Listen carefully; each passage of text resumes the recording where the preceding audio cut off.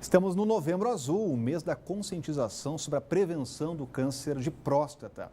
O objetivo, claro, é esclarecer a importância do diagnóstico precoce. E o câncer de próstata é o segundo tipo de câncer mais comum entre os brasileiros. Fica atrás apenas do câncer de pele. O INCA, Instituto Nacional de Câncer, estima quase 70 mil novos casos só este ano. E sobre este assunto, a gente conversa agora com o oncologista Márcio Almeida, que está com a gente hoje. Doutor, muito obrigado pela presença aqui no Banho Cidade. Rodrigo. Isso é um tema importantíssimo, né? Estou vendo que o senhor está já com a gravata azul do Novembro Azul. A gente sempre tem que lembrar. A prevenção continua sendo o melhor remédio? Com certeza. O câncer de próstata, como você já mesmo comentou, é um câncer mais prevalente no homem, né, depois do câncer de pele. E ele tem uma taxa de mortalidade muito alta, em torno de 28% nos casos que a doença é mais avançada. Então, quanto mais precoce o diagnóstico, quanto mais precoce a detecção da doença e com medidas preventivas para evitar a doença, a qualidade de vida do homem é muito maior, com muito mais sucesso na vida. Agora, quais são os tipos de exames, doutor, que o homem precisa fazer e a partir de quantos anos? Então, a partir da Sociedade Brasileira de Urologia, eu recomendo que a partir dos 45 anos, para quem já tem uma história familiar de câncer de próstata, ou que seja de etnia negra, que é uma população que tem maior risco da doença também, fazer já uma consulta com o urologista para avaliar o toque e o exame de PSA, e a partir dos 50 anos, uma população que não tem nenhum familiar ou fator de risco. Agora, doutor, a gente aqui e acolá sempre ouve piadinha, gracejos, né? Ainda tem muito preconceito, doutor? Ainda tem muito preconceito, né? Quando a gente avalia o ano passado em relação ao número de atendimentos de mulheres pelo SUS, foi em torno de 7 milhões de atendimentos e dos homens foi 2 milhões e 800. Então, a gente vê muito baixa preocupação do homem em relação à procura ao médico urologista. E isso tem que ser desmistificado. O diagnóstico precoce tem que ser feito realmente com toque, que é onde você consegue notar a nodosidade, uma alteração na textura da próstata e faz um diagnóstico precoce melhor do que o PSA.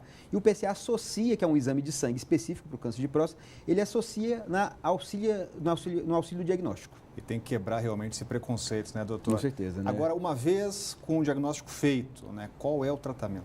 Bom, o tratamento depende muito do estadiamento, ou seja, de quão avançada está a doença. Se está no estadio muito inicial, o tratamento cirúrgico é a principal opção, juntamente com a radioterapia com bloqueio hormonal, que são opções muito consideráveis nesse caso de doença inicial. E no quadro de doença metastática, existem vários tratamentos de controle da doença, ou seja, você não cura, mas você controla. E cada vez mais a gente tem tido melhores tratamentos do câncer de próstata, mesmo no quadro paliativo. Agora, a gente sabe que quem tem o câncer de próstata e precisa fazer o procedimento, a cirurgia, tem muito receio, né? Tem muito receio. É possível ter qualidade de vida, há técnicas, há procedimentos modernos, doutor? Aqui em Brasília, em especial, a gente tem excelentes profissionais, excelentes centros de tratamento, onde a cirurgia aberta, laparoscópica, ou até robótica, que já tem no Brasil, em Brasília hoje em dia, são técnicas excelentes que têm um resultado muito bom. Com certeza ainda existe risco de impotência e incontinência, que são dois tabus e pânicos para o homem que quando pensa nesse tipo de doença. Mas cada vez as taxas estão melhorando mais e sucesso maior. E fico alerta, então, Novembro Azul, para a gente buscar sempre a prevenção. Muito obrigado, doutor, pela presença. Olha, a falta de sinalização no Parque da Cidade atrapalha a vida de ciclistas e de motoristas que passam pelo local.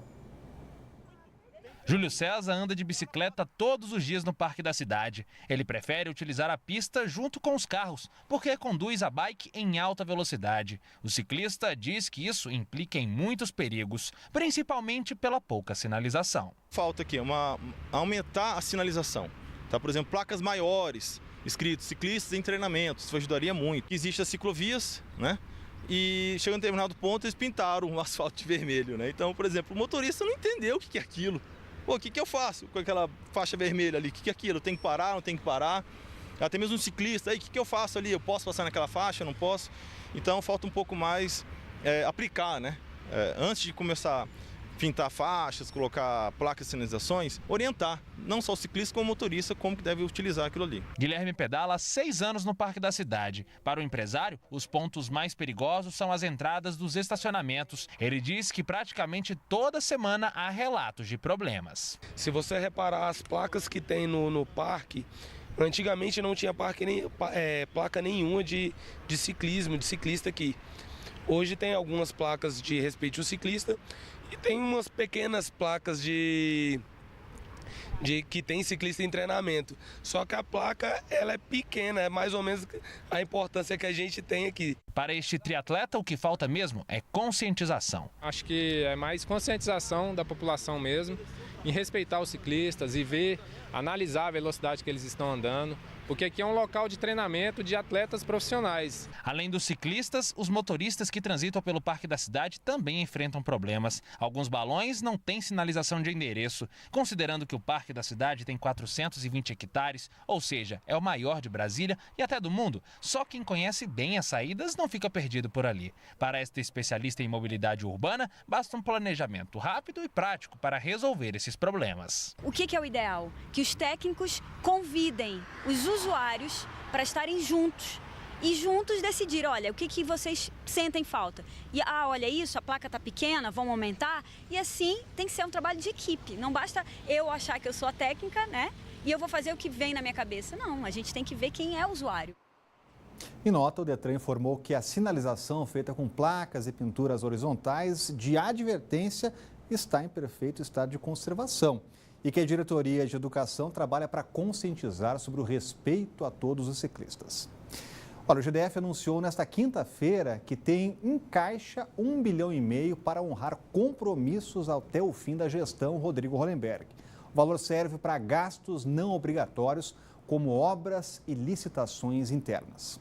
Durante a reunião, o secretário da Casa Civil reforçou que deixar a casa arrumada para Ibanez Rocha, eleito governador do Distrito Federal, foi uma das determinações de Rodrigo Hollenberg. Nós asseguramos que todos receberão, nós vamos estar com salários em dia, 13º pago, nós vamos ter os fornecedores recebendo normalmente a manutenção da cidade em dia. Além das contas obrigatórias, como folha de pagamento e acerto de fornecedores, o GDF reservou R$1,5 bilhão para despesas prioritárias que possam aparecer nos 2 próximos meses.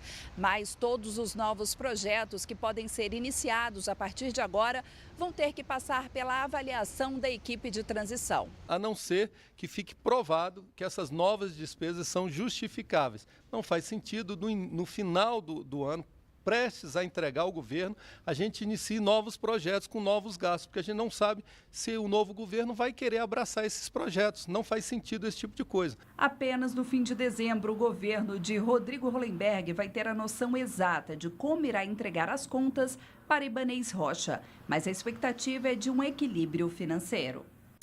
O governador eleito Ibanez Rocha decidiu convocar e convidar o delegado Robson Cândido, atual titular da 11ª DP, para o cargo de diretor-geral da Polícia Civil.